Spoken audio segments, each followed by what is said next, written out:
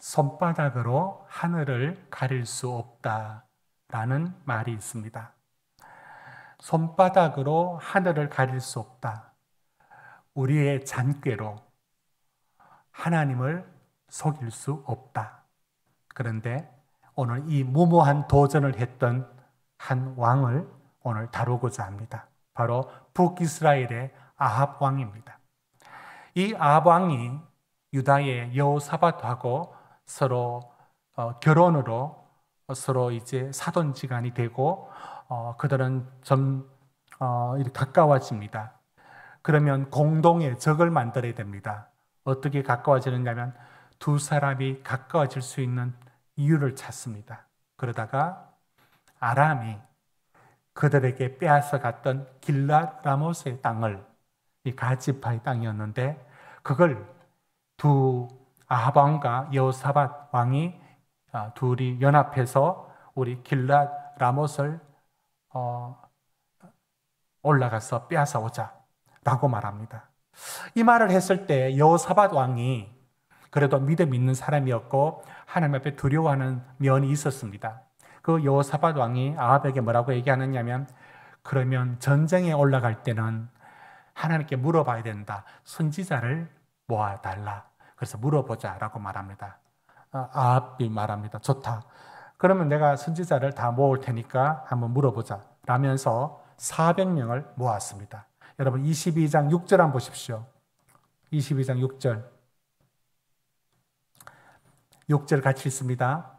22장 6절 시작. 이스라엘의 왕이 이에 선지자 400명쯤 모으고 그들에게 이르되 내가 길라 라못에 가서 싸우랴 말랴. 그들이 이르되 올라가소서. 주께서 그 성읍을 왕의 손에 넘기시리다.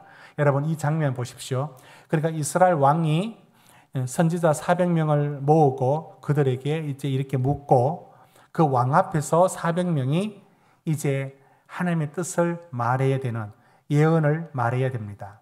전쟁에 올라가지 마라 이런 말을 해야 됩니다. 그런데 이 선지자들은, 이 400명의 선지자들은 하나같이 아합이 원하는 맞춤형 예언을 해줍니다. 하나님의 뜻을 구하기보다 왕이 뭘 원하는구나, 원하는 대로 맞춤식으로 해줍니다. 그 자리가 6절에 보면은 이런 왕 앞에서 400명이 그렇게 하고 있습니다. 이걸 보고 있다가 여호사밧이 이걸 가만히 지켜보다가 좀 이상했습니다. 뭐가 이상하냐면 400명이 하나같이 아합에게 맞춤형 원하는 대로 예언을 해주고 올라가면 이긴다라는 말을 해주는 것이 딱 보니까 뭔가 이상한 생각이 들어서 여호사밧이 뭐라고 하느냐면, 이 선지자 400명이 전부입니까? 이렇게 묻습니다. 그러니까 아합이 400명이면 됐지 않느냐라는 그런 마음이 들었지만 한 사람은 빼고는 다 불렀다라고 말합니다. 그 한 사람이 누구냐라고 하니까 그 사람 부르지 말자고. 그 사람은 내한테 좋은 것을 말해준 적이 없고 늘 흉하고 심판에 대하여 말하고 참 듣기도 싫고 꼴도 보기 싫다라고 말합니다. 그러자 여호사밧이 아합 왕에게 말합니다. 그래도 그건 아니죠. 물어봅시다 라고 설득해서 미가야 선지자를 불러옵니다. 미가야 선지자를 불러와서 여러분 15절 한번 봅시다. 15절 뭐라고 처음에 이 말을 해주느냐. 15절 시작. 이에 왕에게 이르되, 왕이 그에게 이르되 미가야가 우리가 길라 라못으로 싸우러 가랴 또는 말랴. 그가 왕께 이르되 올라가서 승리를 얻으소서. 여호와께서 그 성읍을 왕의 손에 넘기시리다. 미가야 선지자도 올라가라고 말합니다. 그런데 이 말을 하고 있는 미가야 선지자의 태도가 뭔가 좀 뭐라고 하느냐면, 아합한테 이 말을 왜 하느냐면, 당신 내한테 물어볼 게 뭐 있습니까? 당신이 원하는 대로 하잖아요. 당신이 원하는 대로 올라가세요 라는 느낌을 알아챘던 겁니다. 그러니까 아합이 뭐라 하냐면, 너 바른 말 해라고. 16절에 진실한 것만 말하라고 그렇게 말합니다. 결국에 이제 미가야 선지자가 올라가면 어떤 일을 당할 것이에 대하여 말씀을 해줍니다. 자, 그런데 그 말씀을 들었을 때 너무 기분이 나쁜 겁니다. 아합이 기분이 나빠서 어떻게 하느냐면 24절 한번 봅시다. 24절. 미가야의 뺨을 치며, 이건 이제 다른 선지자가 한 행위입니다. 뺨을 치며 이렇게 말하고 400명의 선지자들 중에 한 사람인 시드기야가 이런 행위를 했습니다. 그렇게 했고 또 어떻게 했느냐면 그를 27절에 이놈을 옥에 가두라 해서 그렇게 고생을 시켜버립니다.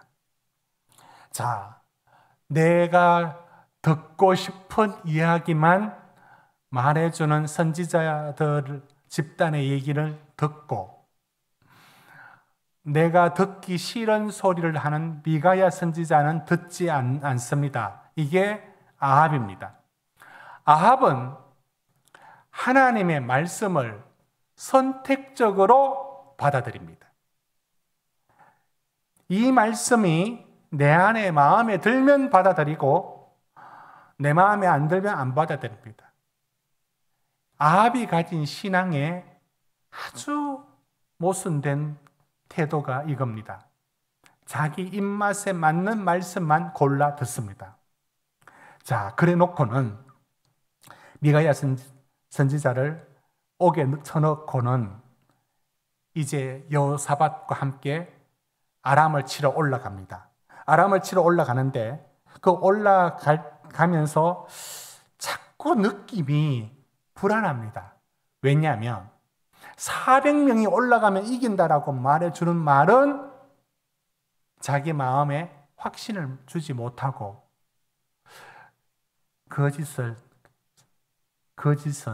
거짓이 어떤 피해를 가져오느냐면 그게 안 믿어지는 거예요. 그런데 내게 듣기 싫은 말을 했던 미가야 선지자가 했던 말, 그게 자꾸 생각이 들고 두렵습니다. 올라가서 죽을 것 같다는 위협이 자기에게 들어옵니다. 그래서 아합이 꾀를 부립니다. 어떤 꾀를 부렸느냐면 이렇게 해서 올라갑니다. 여러분, 올라갈 때에 변장을 하고 올라가게 됩니다. 어떻게 변장했는가? 여러분, 30절 말씀 우리 같이 읽어봅시다. 30절 시작. 이스라엘 왕이 여호사밧에게 이르되 나는 변장하고 전쟁터로 들어가려 하노니 당신은 왕복을 입으소서 하고 이스라엘의 왕이 변장하고 전쟁터로 들어가니라. 왜 변장했느냐면 여호사밧, 사돈되는 여호사밧에게는 왕관도 쓰고 왕복을 입고 이렇게 해서 왕처럼 보이도록 하고 자기는 변장을 해서 아마 일반 병사들처럼 비슷하게 옷을 갈아입고 갔습니다. 왜 그랬을까요? 죽을 수 있다는 생각이 들었고 겁이 났고 내 대신에 여호사밧 죽으라고, 사돈 죽으라고 이러고 앉았습니다. 장기를 부르는 겁니다. 그래서 변장하고 뒤에 멀찍이 있습니다. 그래서 아람의 이 연합군들이 31절 보십시오.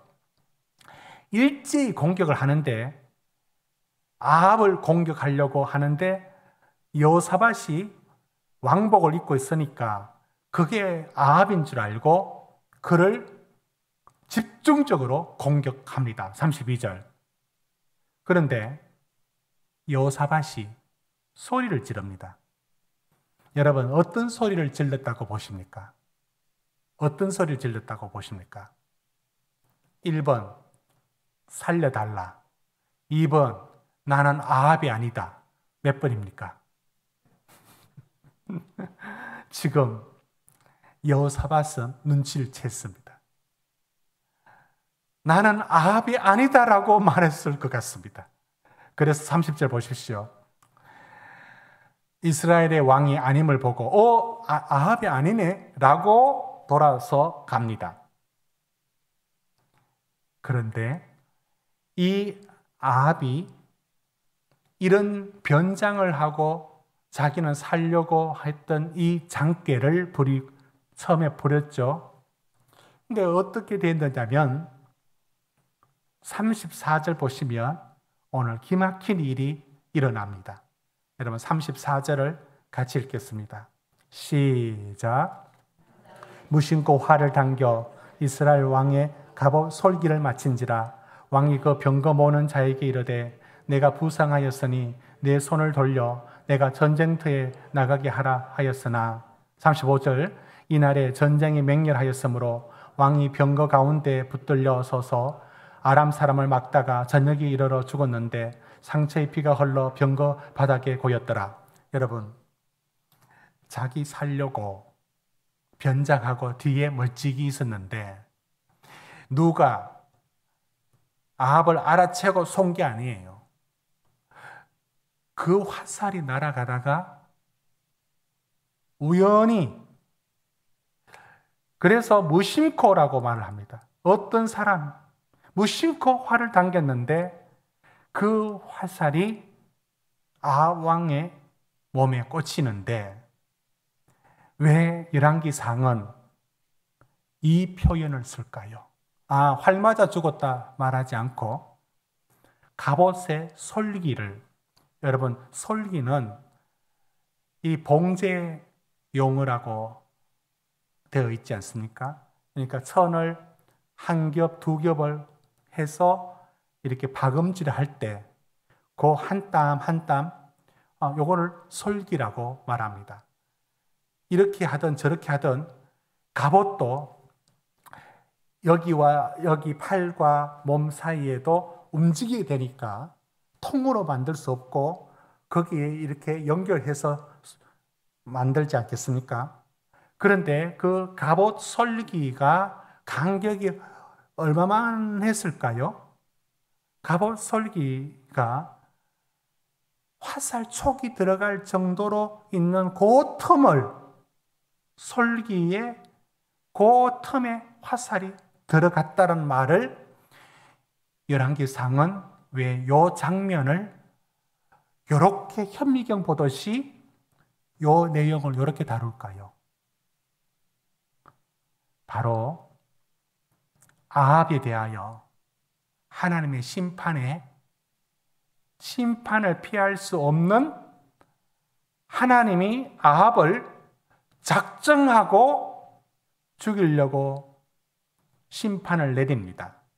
그때 아합은 변장도 하고 갑옷도 입고 다 자기 살 국리를 마련했지만 갑옷 사이에 있는 그 작은 틈, 솔기에 화살이 들어가서 꽂혔는데 빨리 응급조치해서 살 수도 있었는데 35절 보면 빠져나오지도 못하는 환경을 만들어버립니다.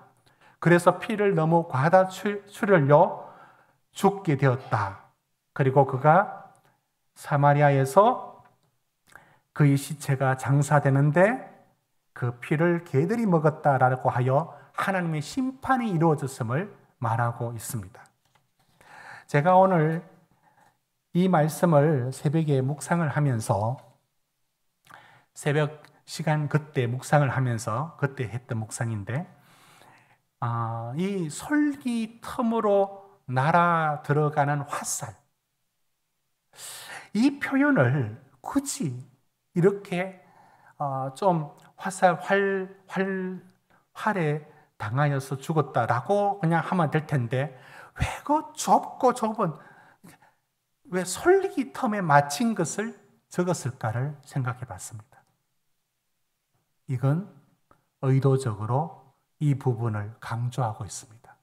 뭘 강조하느냐면 인간이 모든 방법을 다 동원하여 하나님을 대적하고 하나님을 이길 듯이 장깨를 부리지만 그 솔기 틈으로 하나님이 화살을 쏘아 박혀버리도록 했을 때 피할 수 없는 하나님의 심판을 강조합니다.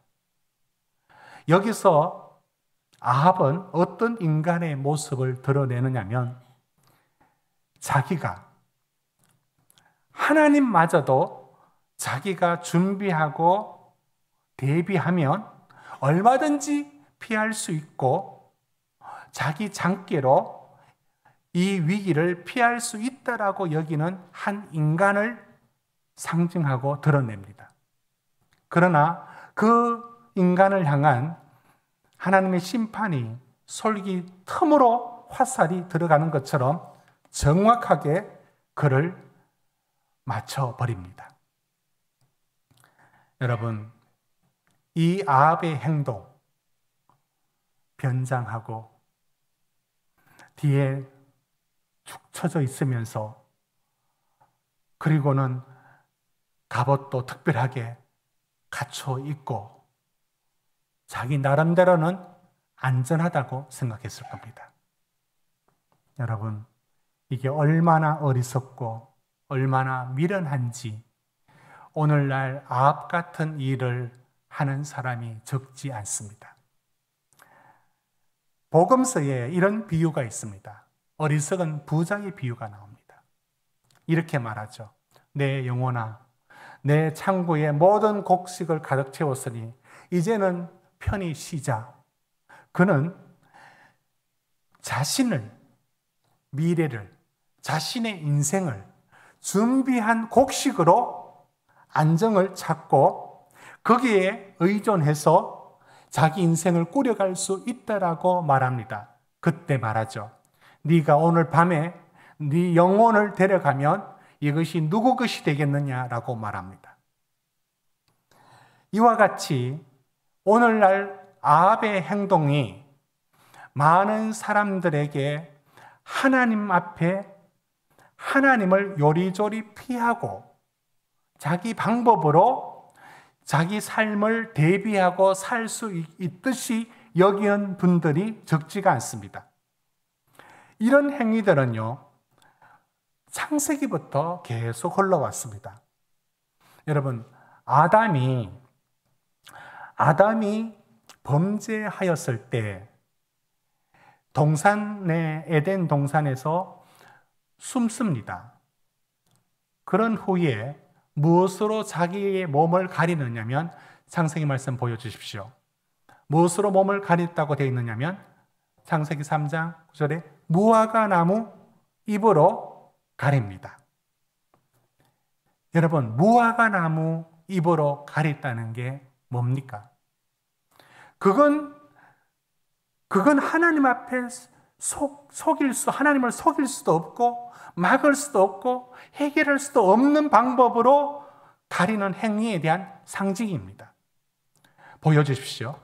그러자 하나님이 그에게 무슨 옷을 나중에 입히시느냐 이렇게 말합니다. 창세기 3장 보시면 말씀 띄워주시겠어요?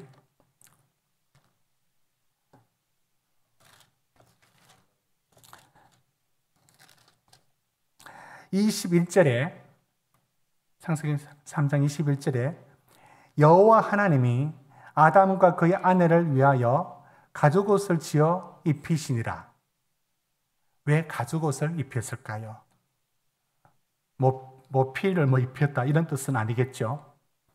왜 어떤 의미가 있지 않겠습니까?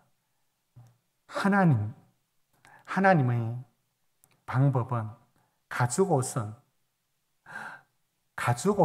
누군가 그 동물이 죽어야 얻어지는 옷입니다. 대속으로 누군가 죽어야 얻어지는 겁니다. 물론 창세기에서 그리스도를 벌써 찾는 것은 좀 빠른 느낌이 들기도 하지만 신약을 먼저 알고 있는 우리들 입장에서는 가죽옷은 바로 하나님의 방법으로만 그 죄를 덮을 수가 있으며 사함을 얻을 수 있다라는 하나의 상징이 됩니다. 무화과 나무 잎으로 자기를 가리는 것처럼 이렇게 하나님을 향하여 피해가는 길들을 자기 인간의 방법으로 피해가려고 하는 방법들이 사용됩니다. 이런 방법들이 종종 사용이 되었던 것입니다. 여러분, 하나님 앞에 우리가 이 일을 뒤집어서도 한번 볼 수 있습니다. 하나님이 아합이 입고 있는 갑옷에 아킬레스건이 여러분 신화 얘기를 알죠?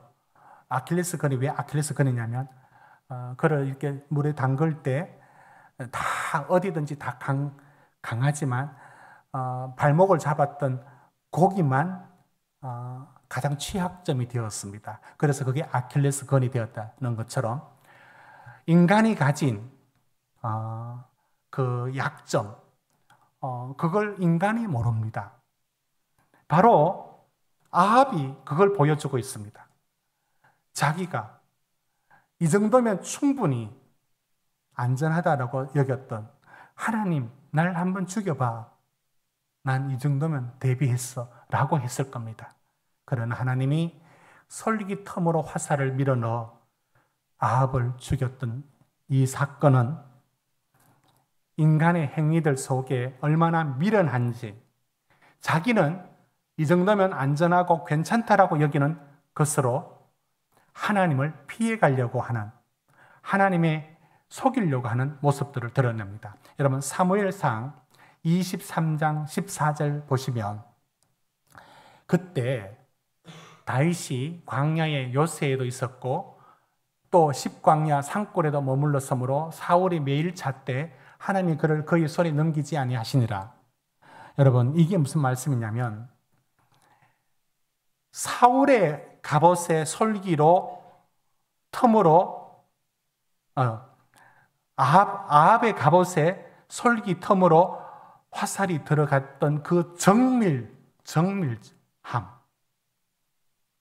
이걸 반대로도 마찬가지입니다.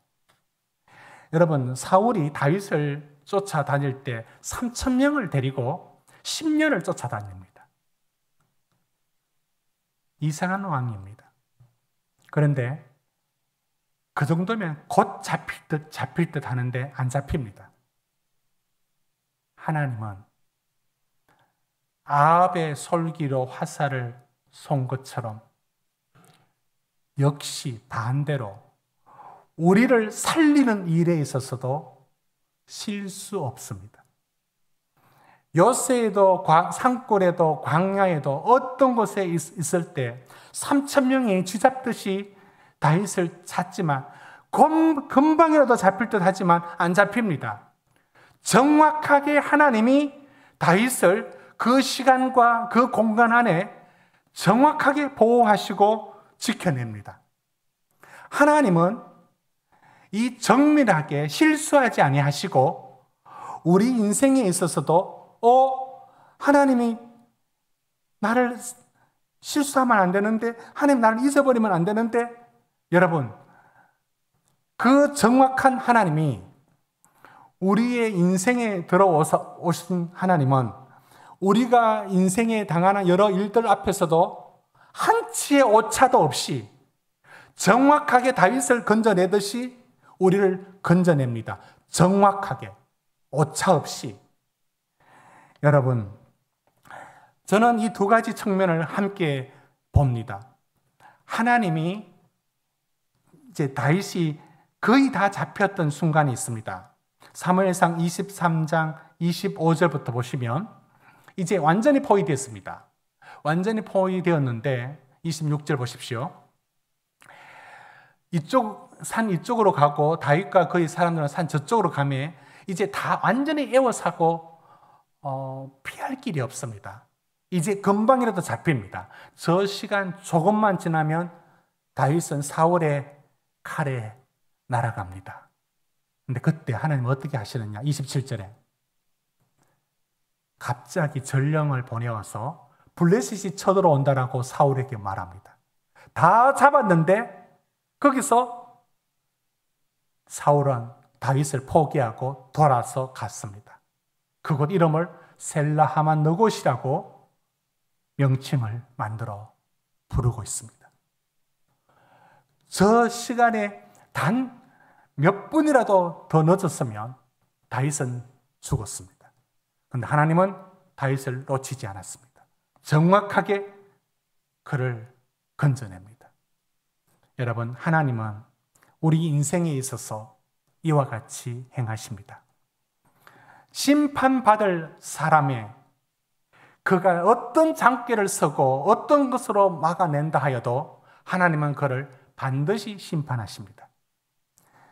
여러분, 우리 바벨탑 사건에서 그들이 창세기 11장에 뭐라고 얘기하느냐면 우리가 성을 쌓자, 우리가 이제 높은 성을 쌓자, 우리가 우리를 위하여 성을 쌓자라고 말합니다. 즉, 자기의 인간의 기술과 문화와 문명으로 하나님 없이 뭔가 세워보려고 하는 인간의 노력들을 말합니다. 그러나 하나님은 언어를 혼잡해버립니다.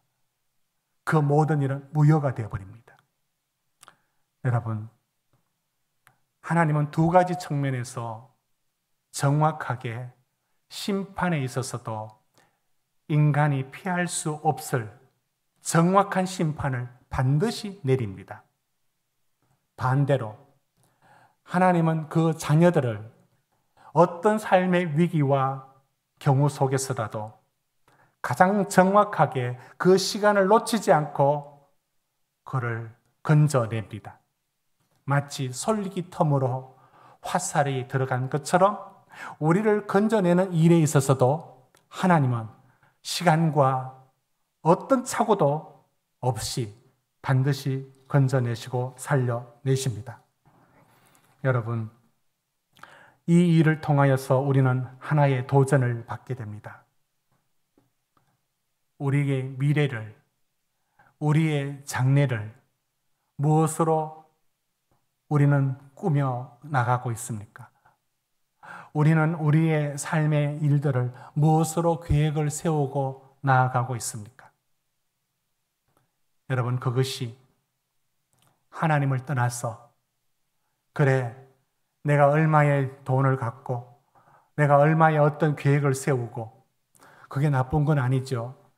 계획을 세우는 게 나쁜 일은 아니고 보험을 드는 것도 그게 중요한 일일 수도 있고 또 여러 가지 대비를 하는 게 맞습니다. 여러분, 그 대비가 미래를 준비하고 때로는 은퇴 이후의 삶을 준비하는 모든 것들이 그게 나쁜 일은 아니지 않습니까? 그러나 그게 돈이면 다 준비되고 또 어떤 일을 하는 것으로 준비가 되는 것으로 여기고 있다면 큰 착각입니다. 그런 준비도 하는 게 맞지만 우리는 가장 먼저 하나님 앞에 내 인생을 맡겨야 됩니다. 하나님 떠나서 내가 준비한 모든 것, 그게 하나님이 원치 않으면 여러분, 그거 가져가는 사라지는 데는 사흘이면 충분히 사라집니다. 우리가 우리 것이라고 자신할 수 있는 게 무엇이 있습니까? 우리는 건강에 대해서 자신합니까? 우리는 자녀들에 대해서 자신합니까? 뭘 자신할 수 있습니까? 인간적인 방법과 노력으로 잘 준비하는 것이 있지만 그보다 내 인생을 맡기실 하나님 앞에 두렵고 떨림으로 맡길 줄 알아야 합니다. 뭘 하나 준비했던 것으로 하나님 도와주지 않아도 내 인생이 되는 것처럼 여기고 있다면 우리는 큰 착각인 것입니다. 오늘 아합의 이 교만, 아합이 살아보려고 하는 이 발버둥치는 이 모습을 통해서 우리는 얼마나 인간이 어리석은지를 발견하게 됩니다. 다 준비했지만 그 작은 틈을 심판을 막을 수가 없었습니다. 여러분, 우리의 삶에 있어서도 하나님 없이 우리의 미래를 준비하는 모든 것들은 정말로 한순간에 사라질 수 있습니다. 오직 하나님만이 나의 소망이시고 나의 방패시고 나의 반석이 되심을 의지하고 그분 안에서 우리 삶의 계획을 세워 나가야 합니다. 우리가 세웠던 모든 계획들이 나쁜 일은 아니지만 그 밑바닥에 하나님을 의지하고 하나님 떠나버리면 아무것도 없다는 사실 앞에 우리는 서야 합니다. 여러분, 저는 우리의 자녀들을 바라볼 때 이런 생각이 듭니다. 자녀들에게 우리가 물려줄 수 있는 것도 있습니다. 그러나 그 어떤 것보다도 저는 갈수록 이 고백과 이 기도를 드립니다.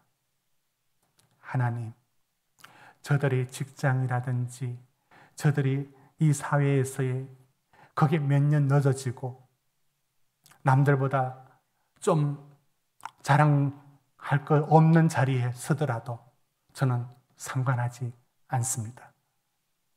제 기도의 제목은 하나님, 우리의 자녀들이 하나님을 정말로 두려워하고 나아가 하나님을 사랑하고 자기 인생을 하나님과 더불어 살아가는 인생이면 나는 만족합니다. 더 바라지 않습니다.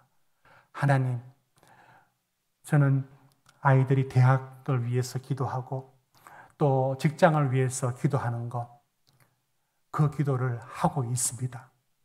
그러면서도 저는 그 어떤 것보다도 하나님을 두려워하고 더 나아가 하나님을 사랑하는